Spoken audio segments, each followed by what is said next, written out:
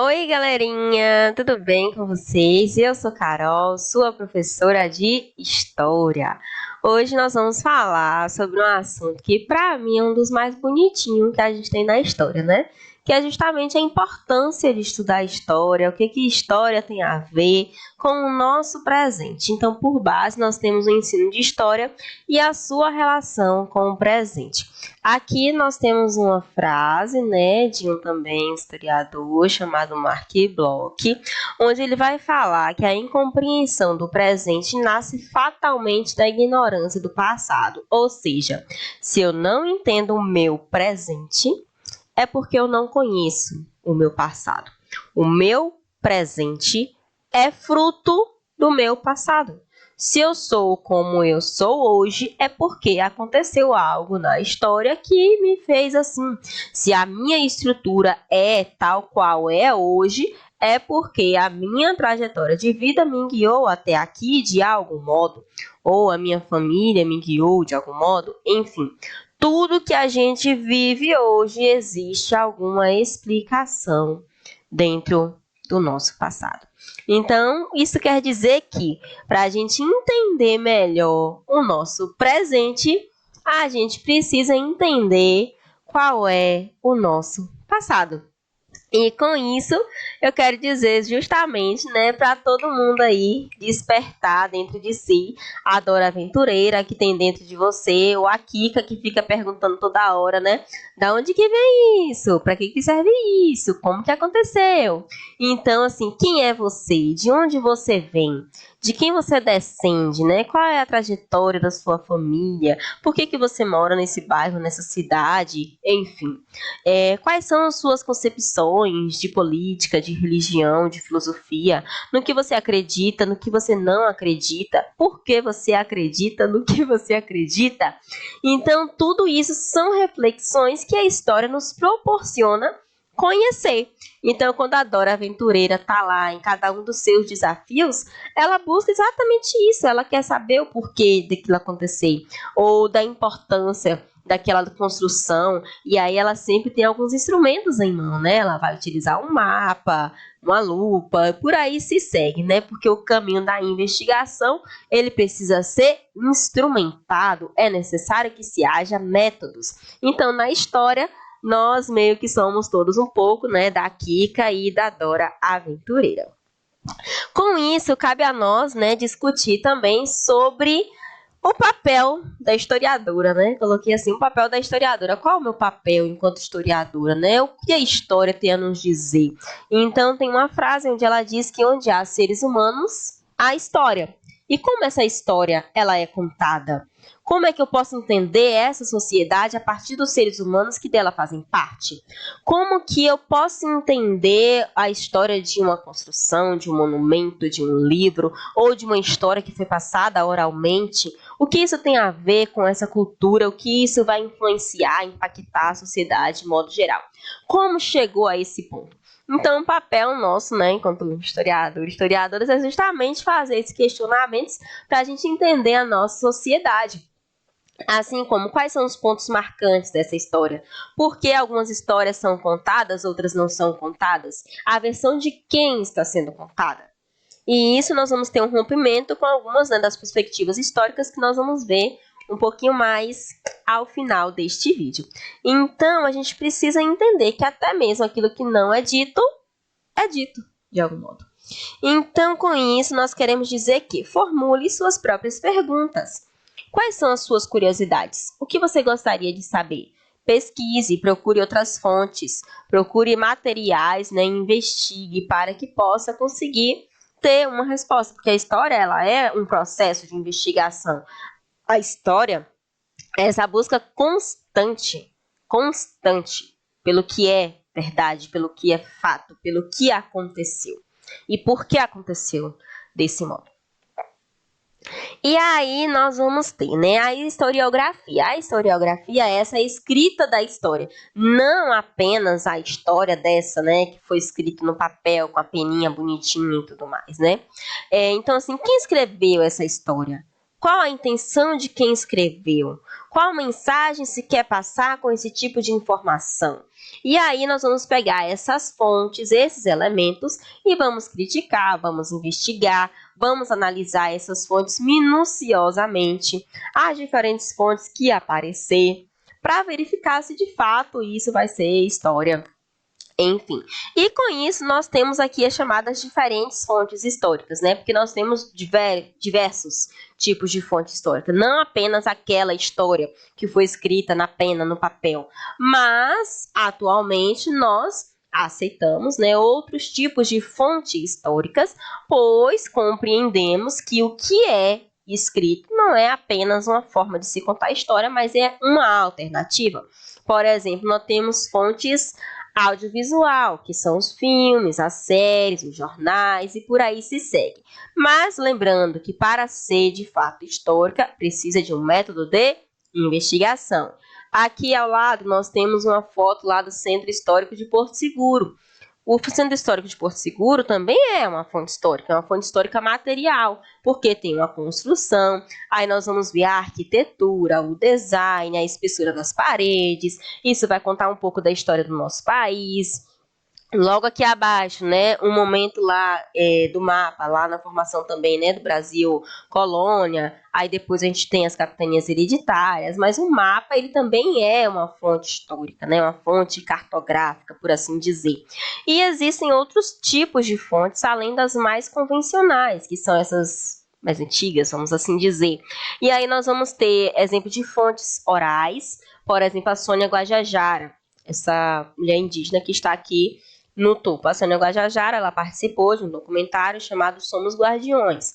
Esse documentário, Somos Guardiões, ele pode, né, também servir como uma fonte histórica, desde que haja, né, um método de investigação a partir dele. Então, essa oralidade também, né, dos povos indígenas também pode ser considerado, né, é um saber, inclusive, né, um saber popular, um saber cultural, que vai trazer também, né, um pouco da trajetória dessas populações.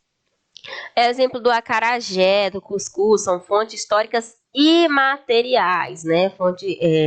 Elementos aí que fazem parte, né, da cultura. Eu posso degustar, eu posso ver, eu posso sentir, assim como o frevo também, né, é uma fonte imaterial, artística, né? Porque a dança a gente observa, a gente pode registrar com uma foto, mas a dança você precisa ver, sentir, escutar a música, né, e por aí se segue. Assim como é importante a gente destacar que não apenas a fonte escrita é uma dessas fontes históricas, né, mais relevantes que nós temos, assim como destacar a importância da oralidade e da expressão artística. Assim, por exemplo, quando a gente fala sobre as trajetórias, né, das histórias da África, por exemplo, né, porque a oralidade, a expressão artística, elas são muito importantes, assim como diz Kizerbo, né, na coleção História Geral da África, vai falar justamente sobre essa importância da oralidade, da expressão artística para essas populações. Então, não apenas os documentos oficiais é considerado história, ok? A oralidade também é, o imaterial também é, e por aí se segue, e vamos ter métodos de investigação. E aqui, considerando essas fontes, né, oficiais, nós também temos, né, o arquivo público, né, da Bahia, que fica lá em Salvador também. E esse arquivo ele também traz diversas fontes que servem de estudos e materiais, né, para vários pesquisadores, estudiosos aí, que vão conhecer um pouquinho mais em colocar métodos para investigar essas fontes. Então, a história ela vai além desses grandes feitos.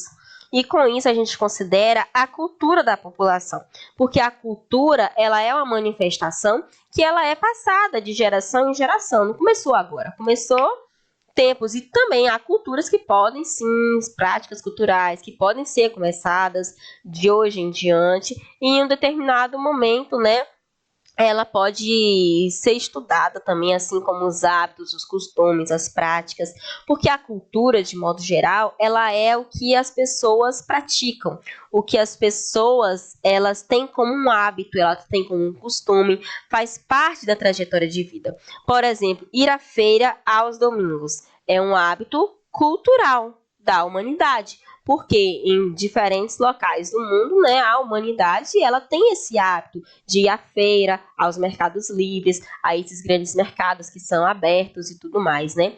E aí a gente começou isso quando, né? Lá no período da formação dos burgos, aí vai vir a classe social, chamada de burguesia, essas trocas comerciais eram realizadas ao ar livre e tudo mais. Então, tudo isso a gente puxa que não é de agora. Isso vai sendo passado, vai sendo construído, vai sendo produzido, vai sendo consumido, vai sendo reproduzido e praticado constantemente, passado de geração em geração, e aos poucos nós vamos construindo então a nossa história. Lembrando que uma fonte histórica, um pedaço da história, assim como uma foto, ela é um recorte, ela é um detalhe, ela é um pedaço da história. Portanto, não é toda a história. Nesse momento, vocês estão vendo apenas o meu rosto. Quer dizer que eu sou só esse pedaço aqui, porque é só o que aparece na minha foto? Não.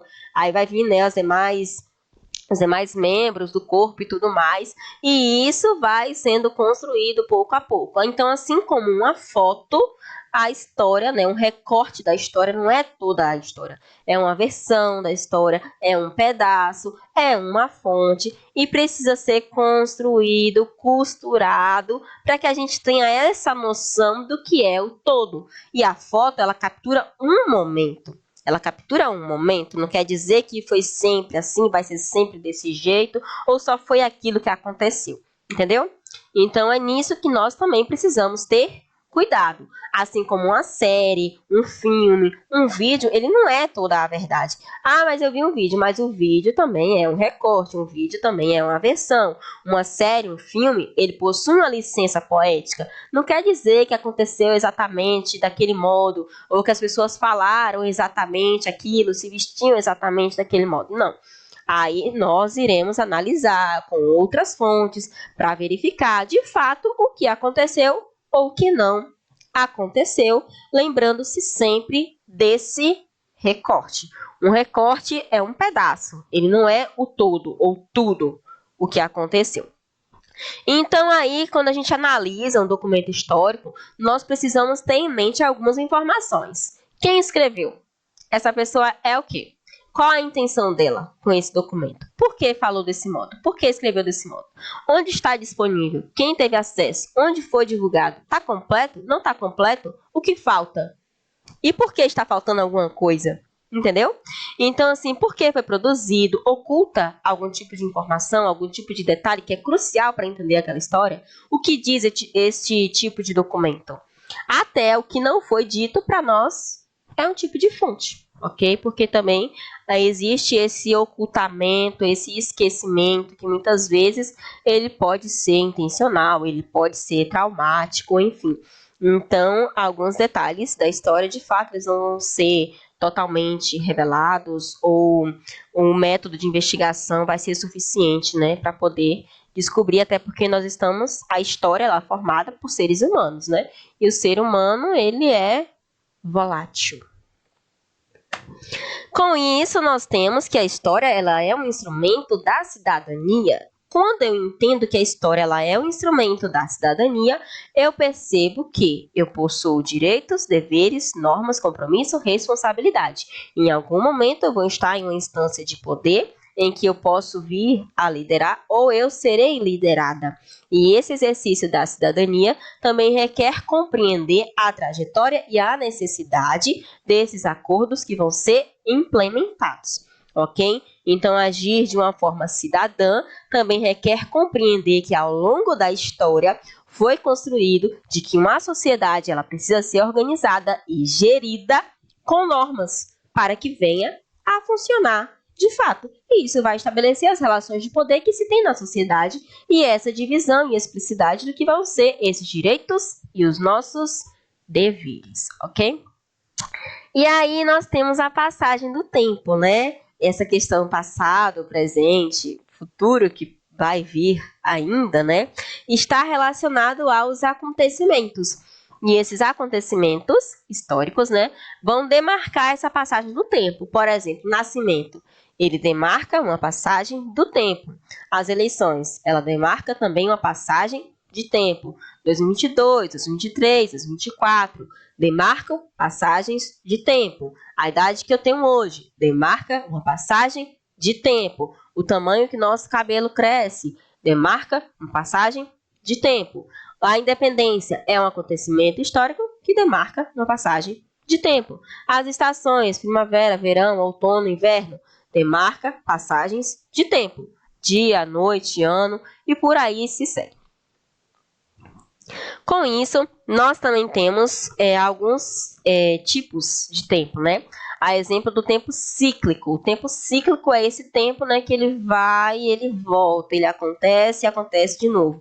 Não quer dizer que vai acontecer exatamente do mesmo modo, mas a mentalidade, a ideologia, ela vai estar imersa ali naquele acontecimento. É algo similar, é algo parecido que vai acontecer novamente. Não tem aquela sensação, eu já vi que isso já aconteceu, ou a história me mostrou que é algo que começou assim, não vai acabar bem, ou pode sim vir acabar bem. Então, esse tempo cíclico, ele vai dizer sobre isso, algo que vai, ele volta. A exemplo do ano, das plantações, o dia e a noite, as estações, são tempos cíclicos. Ele começa, ele termina, ele começa e termina de novo. Nós também temos o tempo linear. O tempo linear, ele demarca uma sequência, um acontecimento após o outro. A trajetória de vida do ser humano é uma passagem de tempo linear. Nasce, cresce, desenvolve, reproduz, envelhece, por aí se segue. É uma passagem de tempo linear. É um tempo que não volta, ele só vai para frente, entendeu? Então é isso. O tempo que a gente passa na escola também é um tempo linear. A gente vai para frente. Um dia era educação infantil, depois fundamental 1, fundamental 2, ensino médio, ensino superior, por aí vai. É um tempo linear, você dá seguimento um após o outro. O calendário também é um tempo linear, no caso, né? Um mês após o outro, e também acaba sendo cíclico na questão do ano, porque um ano finaliza, o outro começa. Com isso, nós temos os chamados também períodos da história. A história vai ser dividida em períodos, né, que são as eras, né, que temos aí na história também, né?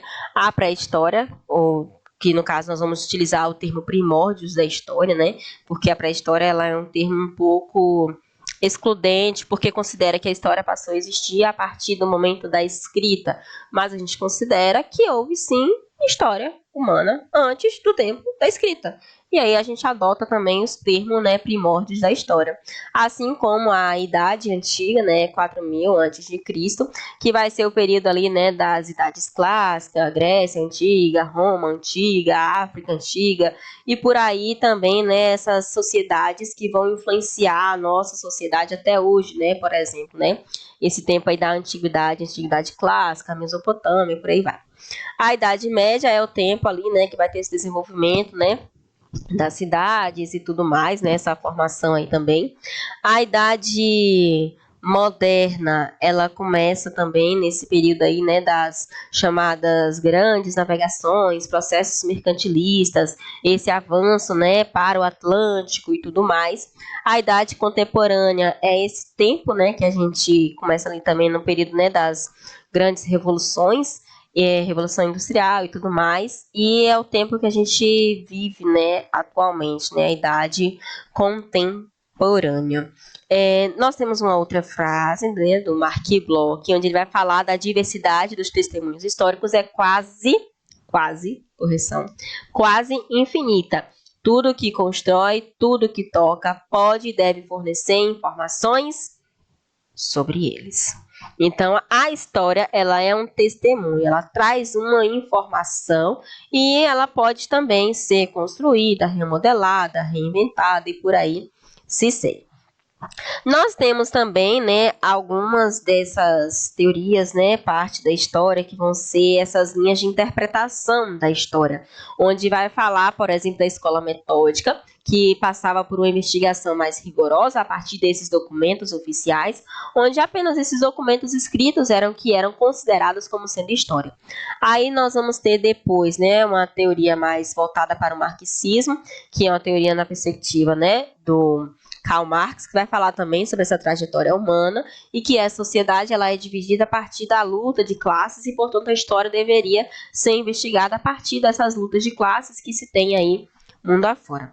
A escola dos análises, né, o movimento dos análises, ele fala sobre esse diálogo com outras áreas, que é também a escola a qual o Mark Bloch ele faz parte, onde esse diálogo com as outras áreas vai ajudar nessa investigação da história para que ela venha a ser mais completa, né? Diálogo com ciência, filosofia, sociologia, geografia, história e por aí se segue para ter uma abordagem mais completa mesmo de investigação de fato do que aconteceu. Galera, foi isso, ok? Muito obrigada pela atenção de vocês. Beijos e até a nossa próxima aula. Tchau, tchau!